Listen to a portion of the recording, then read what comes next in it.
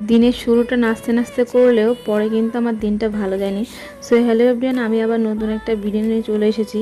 তো রেগুলার মতোই বাবুকে যে স্কুলের জন্য রেডি করছিলাম। আর এই 3 দিন পর বাবুর স্কুল খুললো, তো সেভাবে রেডি ফেডি করে স্কুলে দিয়ে এসেছিলাম বাবুকে খাইয়ে দাইয়ে। তো আমি শুরুতেই কেন বললাম দিনটি ভালো যায়নি, কারণ হচ্ছে এই যে বর্ষাকাল, আমার না এই বর্ষাকাল একটু ভালো লাগে না।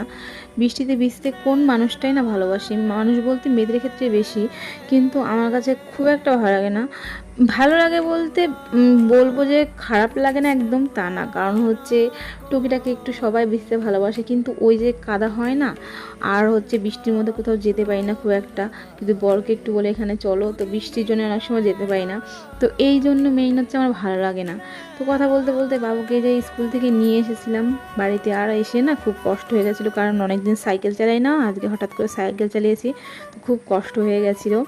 তারপরে একটু শুয়ে রেস্ট নিচ্ছিলাম, আর তার সঙ্গে যে পুতুলটাকে একটু আদর করে দিচ্ছিলাম। এটা হচ্ছে আমার বাবুর পুতুল, আমার বড় আর আমি চয়েস করে বাবুর জন্য এনেছিলাম, কিন্তু বাবু ছেলে মানুষ খুব একটা খেলে না, তো আমি একে যত্ন করি, আদর করি।